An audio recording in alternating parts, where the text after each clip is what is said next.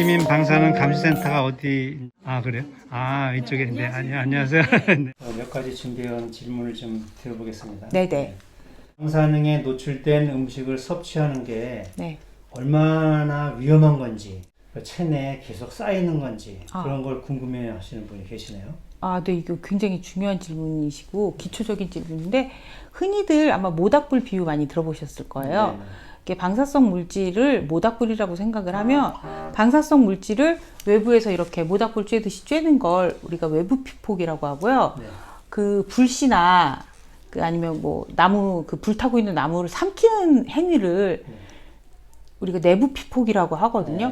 네. 안으로 들어갔을 때 그게 계속 뭐 빠져나가질 않는 건가요? 아, 아니요, 그렇진 않고요.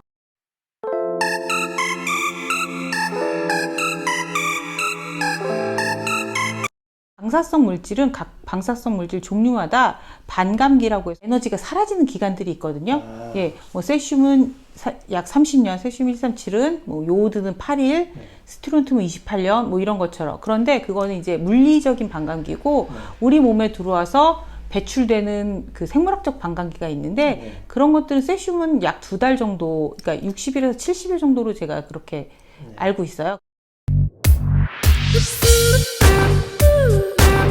문제는 한 번 먹으면 그게 2달 걸려서 배출이 되고 말지만 우리 그 환경이 지속적으로 방사성 물질에 노출될 수밖에 없다면 계속 들어오는 방사성 물질에 의해서 몸에 쌓일 수밖에 없는 거죠. 체내에 얼마나 쌓여 있는지 그걸 알 수 있냐 이런 질문을 하시는 아, 분이시죠? 네. 그런 질문 저도 많이 봤는데요. 검사를 하면 알 수 있습니다. 우리 네. 몸에 방사성 물질이 쌓여 있는 걸 알 수 있는데 특정한 병원이 있어요. 아, 네. 그곳에 가서 유전자가 그 방사성 물질로 인해 변형이 됐는지 아니면 유전자 변형 검사를 할 수 있고 소변에 또 방사성 물질이 잔류해서 남는 경우 검출이 되거든요. 그래요? 혹시 그 방사능 물질이 몸에 들어왔을 때 네. 쉽게 배출할 수 있는 뭐 어떤 음식이나 뭐 물질이 있냐 이런 걸 질문하는 분들. 아, 방사성 물질은 물리적 반감기하고 생물학적 반감기를 통해서 저절로 빠져나가거나 줄어들지 않는 이상 어떻게 제거하기가 참 어렵거든요. 한 분이 초밥을 굉장히 좋아하시나 아, 봐요. 네네. 먹을 때마다 약간 찝찝한 기분이 든다. 네네. 그래서 방사능에 안전한 좀 초밥을 먹을 수 있느냐 이렇게 질문을 줬어요. 일단 우리나라에서 유통되고 있는 수산물에 대해서는 네. 저는 안전성을 좀 믿어도 된다고 생각을 합니다. 네. 일단 식약처에서 국내 유통되는 수산물에 대해서 방사능 검사를 하고요.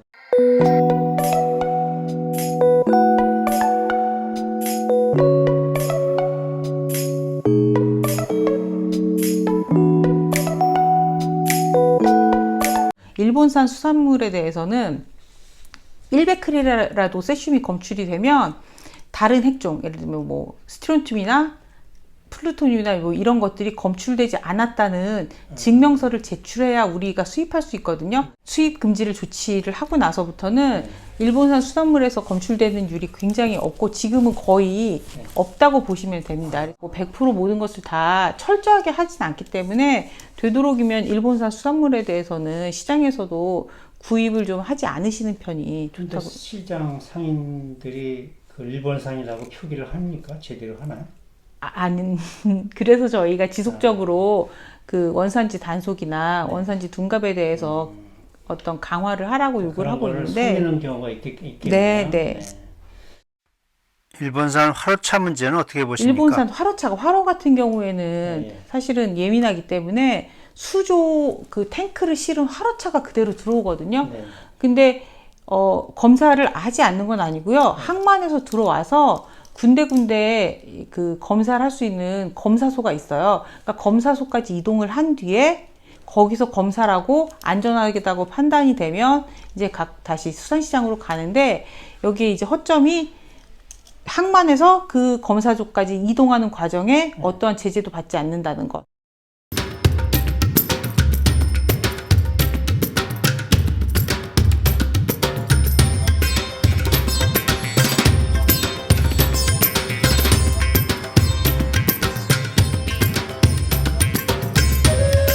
시간 검사하면 세슘이 있는지 없는지 검출이 되거든요. 그래서 충분히 검사를 하고 있고, 근데 이제 그 항만에서 들어오는 문제는 그 수조에 있는 바닷물을 그냥 길에 뿌리고 다니거나 아니면 이제 항구에서 버리기 때문에 그 속에 어쨌거나 또 어떤 물질이 들어있는지 모르는 상태에서 버려지는 거기 때문에 그런 문제들이 이제 제기되는 건데 방사능 검사는 이루어집니다. 상당한 거리를 좀 이동해서 그 검사소까지 간다는 거, 그 사이가 좀 무방비하게 있다는 거는 확실합니다. 네. 네. 우리나라 바다 수산물은 지금 안전하냐?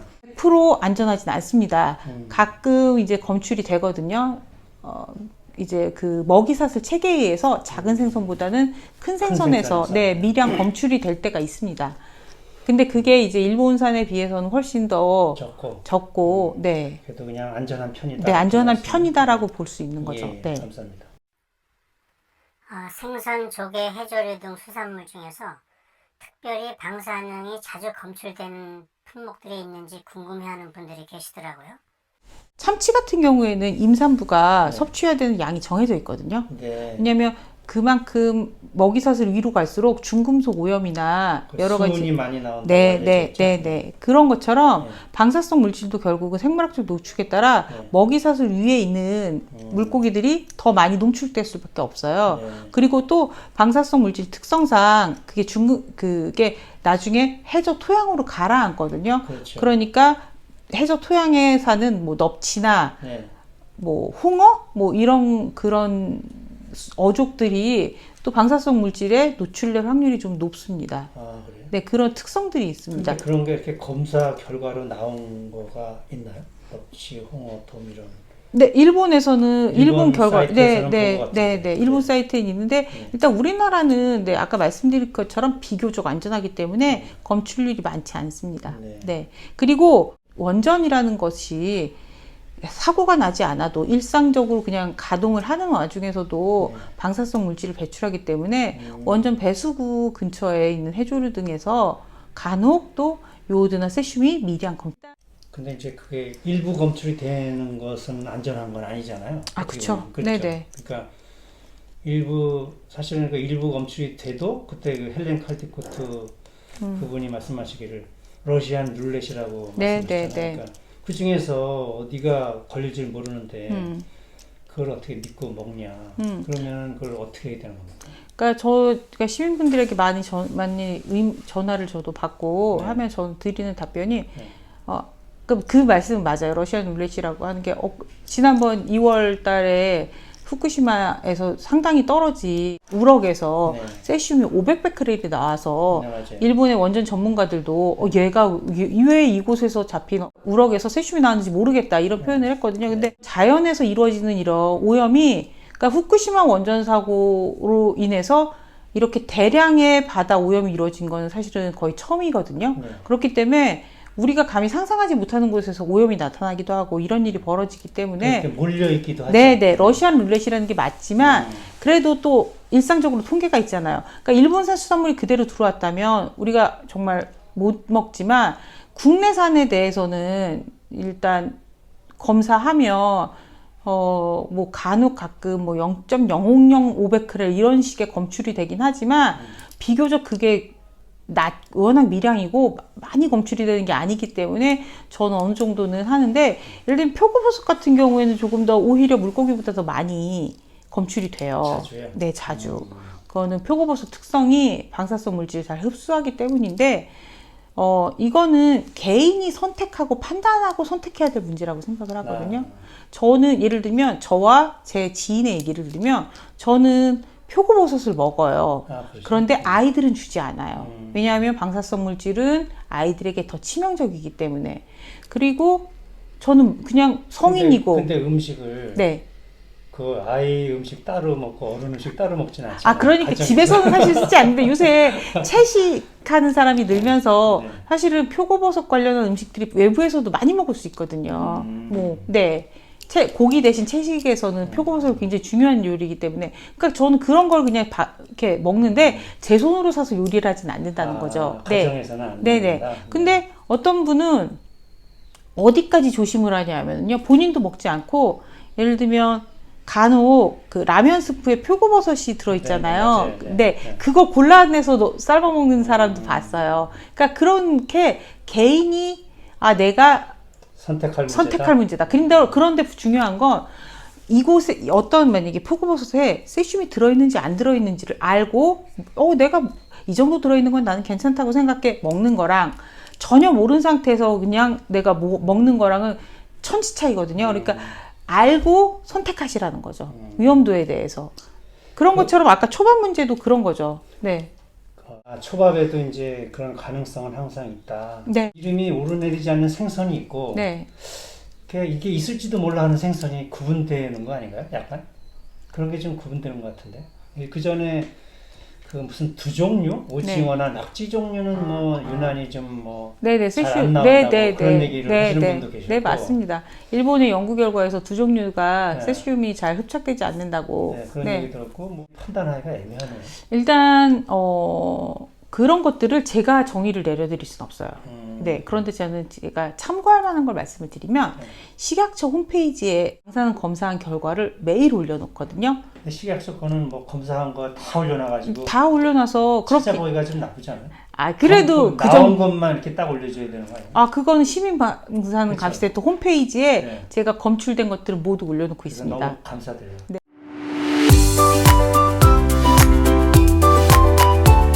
지금 아까 왜 제가 생선이 안전하다고 말씀드리냐면 그 식약처랑 서울시에서도 네네. 서울시에서도 가락동 농수산물 시장하고 서울시 양재 보건환경위원회 네 검사를 하고 있는데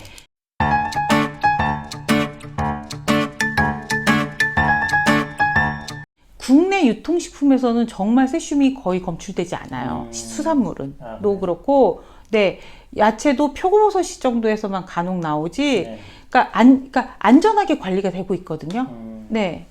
일본산이 일단 들어오지 않기 때문에 훨씬 더 안전해졌는데, 네. 그래서 저는 국산은 믿고 드시라 이렇게 자신 있게 말씀을 그러고 싶어요. 그런데 오히려 지금 현재 검사를 해서 방사능 물질이 나옴에도 불구하고 그 기준치 때문에 유통이 그냥 되는 게 있거든요. 그래요? 체르노빌 핵발전소가 올해로 35년이 돼요, 발생한 지. 네. 근데 아까 제가 세슘 137 반감기가 30년이라고 말씀드렸죠. 체르노빌 사고 때 분출된 방사성 물질이 이제 겨우 반으로 줄어든 거예요. 맞아요. 근데 너무 많이 나왔기 때문에 줄어들었어도 그 양이 아직도 영향을 주거든요. 그래서 유럽산 베리류나 차가버섯, 능이버섯 그런 오히려 유럽산 식품, 중국산, 러시아산 제품에서 중국은 체르노빌 사고 영향을 받은 건가요? 핵발전 했잖아요. 그리고 체르노빌 영향도 받죠. 핵발전소하고 핵폭탄 실험하잖아요. 근데 능이버섯은 꼭 중국산이 그렇게 많은 건가요? 국산은 너무 비싸거든요. 국산도 있긴. 그런데 예를 들면 어쨌거나 그 유럽산 식품에 대해서 검출이 되고 지금 차가버섯, 러시아산 차가버섯이 굉장히 유통이 많이 되는데 고형차라고 해서 이제 가루로 된 차도 유통이 많이 돼요. 그러면 안 그래도 엊그제만 해도 벌써 700크렐이 검출됐거든요. 고형차에서. 근데 그 가루로 된 거 말고 또 다른 차도 있나요? 액상차도 있어요. 액상에서는 안 나오나요? 아니 다 나와요. 그래요? 네. 원료가 말을 많이 들고. 네네. 주로 그렇게 가루류가 많이 들어오는지 고형차가 많은데 일단 원료가 차가버섯인 경우에는 거의 100%. 제일 위험한 게 차가버섯이죠. 네. 차가버섯, 영지버섯, 상황버섯 이런 능이버섯. 네, 능이버섯 이런 고급 버섯류에서 세슘이 굉장히 많이 나와요. 생선보다 버섯을 네. 더 조심해야 되겠네요. 그 유럽산 식품이요. 네. 유럽산 식품. 네, 네. 어느 분이 가정에서 식품 속 방사능 측정할 수 있는 꿀팁이 있나요? 이거는 없습니다. 거의 힘들겠네요. 네. 왜냐하면 굉장히 비싼 핵종 분석기가 있어야 되기 때문에요. 그렇죠. 네. 제가 이제 가끔 사람들한테 네. 그러면 걱정이 되면 생협 것을 이용하라. 네네. 그런데 그게 생협 거는 안전하냐? 네. 또는 그 밖에 유기농, 친환경 이런 마켓이 특정한 마켓들이 있는데 네. 그거는 그러면 안전하지 않냐 이렇게 질문하는 분도 계시죠. 이거는 종합적으로 조금 말씀을 드리면은 일단 방사성 물질은 유기농하고는 관계가 없습니다. 유기농은 화학적인 비료나 농약을 쓰지 않고 재배하는 그냥 농업 방식이기 때문에 토양이 오염되어 있는 경우에 방사성 물질은 고스란히 축적이 될 수밖에 없기 때문에 유기농이 방사능 물질에 안전한 건 아닙니다. 그러니까 유기농은 화학 물질만 화학 물질이나 농약을 쓰지 않는 그런 농업 방식인 거죠. 그런데 생협을 아까 이용하시라는 말씀을 한 건 아마 생협에서 방사능 물질 검사를 그래도 주기적으로 하고 있기 때문에 그렇게 말씀을 하신 것 같은데 그게 맞고요. 어쨌거나 뭐 검출이 간혹 표고버섯 같은 데서 검출이 되면 그 결과를 다 올려놓기 때문에 뭐 표고버섯 400캐럴 검출됐다 그러면은 그게 1kg이면 이만하거든요. 거기에 400캐럴이니까 판단할 수 있는 거죠. 나 표고버섯 요즘만큼 먹으니까 그냥 이 정도는 먹겠어. 이렇게 할 수 있는 거고 그런 판단할 수 있는 근거를 정확히 밝혀주기 때문에 생협을 이용하라고 말씀드리는 건데 오히려 저는 제가 수입식품이나 수입 제품을 쓰지 않기 때문에 여기 말씀해 주신 마켓들이 어떤 건지 잘 모르겠어요. 네, 저는 망원시장 주로 가서 쓰고 뭐 생협도 이용하고 굉장히 다양하게 이용을 하기 때문에 네, 재래시장에서는 뭐 예를 들면 일본산 뭐 수산물 구매 안 하면 되는 거고 아까 말씀드린 것처럼 서울시나 식약처에서 검사하는 거 보면 국내산은 안전하기 때문에 저는 그렇게 쓰는데 요새 들어서 직구라고 해서 해외에서 영양제나 해외에서 여러 가지 유아 식품이나 이런 것들을 굉장히 많이 구입을 하세요. 근데 그게 오히려 저 함정인 게 당장 얼마 전에 유아가 먹는 그래요? 과일 이유식이 있었어요. 네, 그게 베리류가 들어간 음료수였는데 영유아 기준치는 조금 낮춰서 50베크렐이거든요. 근데 거기서 그 음료수에서 55베크렐이 검출이 됐어요. 그럼 그게 유아 그 돌쟁이들이 먹어야 되는 그런 이유식인데 굉장히 치명적이죠. 그러니까 오히려 방사능 검사를 걸치고 들어온 그런 우리나라에서 그래도 하는 것들은 훨씬 낫는데 직구는 더 위험하다. 네. 그리고 예를 들면 이 후쿠시마 원전 사고 이후에 시민단체 저희가 계속 욕을 해서 그리고 또 우리가 라돈 침대라는 비극적인 사건도 겪었잖아요. 그런 것들을 통해서 생활 속에서의 방사능 물질 기준치는 굉장히 강화가 됐고 그래도 많이 걸러지고 있거든요. 오히려 우리는 안전해졌는데 유럽이나 다른 나라는 이렇게까지 그 기준을 강화한 나라가 없거든요. 네. 우리나라가 오히려 더 안전해요. 네, 이건 정말 시민들의 단체가 요구해서 만들어낸 결과죠. 네, 시민들의 요구고. 그래서 저희는 국내 식품은 안전하다. 하지만 오히려 직구나 이런 것들을 통해서 검사나 관리가 제대로 되지 않는 것들이 더 문제다. 이렇게 말씀을 드리고 싶어요. 그러면 이제 마지막으로 정리하는 의미에서 13년 그때가 아마 시민방사능감센터가 네네 맞습니다. 그때 저희가 그때가 창립일이요. 네네네. 날이죠. 그래서 그때 이후 그때 그 당시 이후 초기 이렇게 전반적으로 이렇게 쭉 개괄해서 한번 보신다면 유난히 차일드 세이브 있던 여기서 활동을 많이 하셨죠. 네네. 근데 거기 개괄해서 말씀하신다면 지금 상태가 어떤 건지 과연 10년 지났는데 시민들은 오히려 방사능에 대해서 무관심하다는 느낌이 좀 드는데 어떻게 상황이 좀 나아진 건지. 네. 일단 후쿠시마 원전 사고는 아직도 진행 중입니다. 네.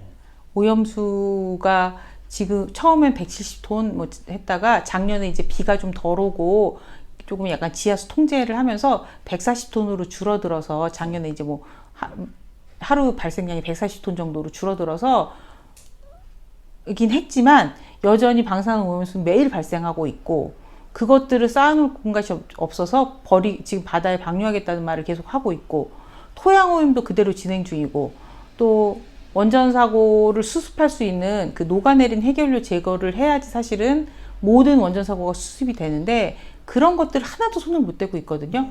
그러니까 그런 상황 속에서 시민들의 관심이 줄어든 건 사실인데 그게 사실은 다시 한번 우리가 후쿠시마 이 10년을 맞이해서 후쿠시마가 어떤 상황인지 한번 우리가 관심을 기울여야 되고요. 그런 외부적인 요인은 더 나빠졌다고 해야 되나? 그런 상황인데 우리나라 방사능 검사 관리 이런 내용에서 보면 훨씬 더 좋아졌습니다.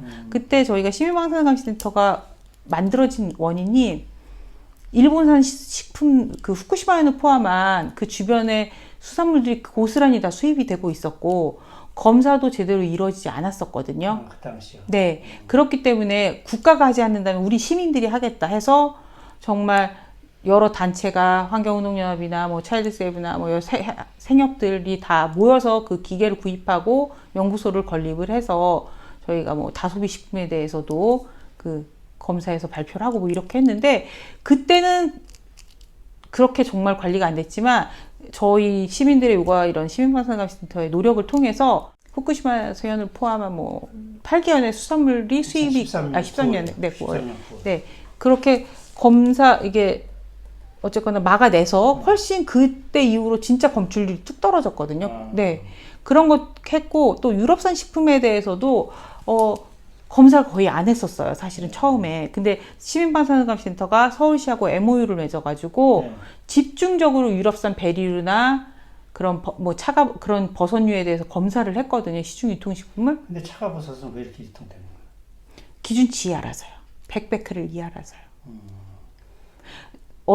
참 문제네. 네. 그러니까 99베크렐은 유통이 되거든요. 101베크렐은 유통이 안 돼요. 그게 기준치 함정이죠. 지금 그래도 처음에는 유럽산 베리류나 그런 블루베리나 이런 데서 방사능이 검출되는 줄도 몰랐다가 저희가 그래도 MOU 맺어갖고 꾸준히 검사해서 계속 문제 제기를 해서 지금 식약처에서 그런 유럽산 베리류, 버섯류 검사를 하거든요. 그래서 기준치가 넘는 건 돌려보내고 있어요. 거기서도 몇백 베크렐씩 나오기도 하거든요. 근데 그게 네. 모르는 사람이 많은 게 참 제일 걱정입니다. 네, 제가 그렇게 부르짖어도 저희 진짜 명절 때나 어린이날, 어버이날 때면 이런 선물 하지 마세요 이러고 많이 하는데도 그게 잘 되지 않더라고요. 마지막으로 네. 시민들한테 한번 당부하실 말씀이 혹시 있으면 뭐 먹을거리 안전에 관해서나 아니면 그 방사능이 본질적으로 뭐 생기는 뭐 그런 네네 말씀드리고 싶으면 일단 아이들이 방사능에 취약하기 때문에 아이들이 먹는 것, 아이들이 노출되는 환경에서는 방사능성 물질들을 차단해 주실 수 있는 게 가장 중요하고 또 임산부도 포함. 네, 임산부도 포함하고 그리고 거기에는 의료 방사능도 포함이 되거든요. 그러면 그런 것들을 알아야지 피할 수 있기 때문에 공부들 좀 해주시라고 그리고 시민방사능감센터 홈페이지나 이런 데 보면 뭐 기본적인 자료들도 많이 올라와 있으니까 그런 것도 찾아보시고 아니면 저희 책자 같은 것도 있거든요. 네, 저희가 이제 약간 이거 해서 저희가 국민 다소비 식품이라고 해서 생선에 대해서 국산 그거 조사해서 결과 내면서 주의하셔야 될 것들에 대해서 이렇게 적어놓은 책이라 아마 보시기가 쉬울 거예요. 근데 초창기에 이렇게 뒤에 보니까 네. 이렇게 검출되는 생선들이 쭉 있던데 네. 그거 보면은 겁나서 못 먹겠던데. 그런데 지금은 좀 많이 달라졌나요? 네, 지금은 많이 달라졌어요. 지금은 좀 줄어들었나요? 네, 네. 일본산 이때만 해도 일본산 식품들이 계속 수입되던 데 만들었기 때문에 그렇긴 한데 아마 검출률을 보시면 네. 조금 그거를 그러니까 판단을 하실 수 있을 거예요. 1, 200크렐 정도는 난 먹겠다 아니면 뭐 먹지 않겠다 이렇게 하실 수도 있고 근데 지금 현재 이 책은 다 떨어져서 저희가 안 그래도 개정판을 지금 만들 계획이고요. 네. 이거는 PDF 파일로 홈페이지에 가면 다운받아서 보실 수 있어요. 본인만의 판단 기준을 만드시고 어떤 것이든 근본적인 원인을 제거해야 안전해질 수 있잖아요. 그러니까 이 방사성 물질이 문제가 된 건 후쿠시마 원전 사고고 그것을 통해서 알게 된 거는 원전이라는 것이 결국은 방사성 물질을 내보내는 평상시에 안전하게 운행된다고 하는 과정에서도 방사성 물질을 내뿜는 곳이기 때문에 결국 우리가 더 안전하게 살려면 원전을 멈추는 그렇게 가야겠죠. 처음에는 그게 좀 이거 생선들 먹지 말라 그러면 어떡하나 걱정을 많이 했는데 말씀을 듣고 보니까 약간 안심이 되긴 하네요. 네. 근데 이제 또 그렇다고 그래가지고 마음을 놓을 수 있는 그럼요. 건 아니고 하여튼 방사능에 대한 좀 지식을 좀 얻고 그다음에 잘 알고 나서 그 나머지 선택은 각자 본인들에 따라서 판단을 할 수밖에 없다. 오늘 긴 시간 아닙니다. 도움이 되셨길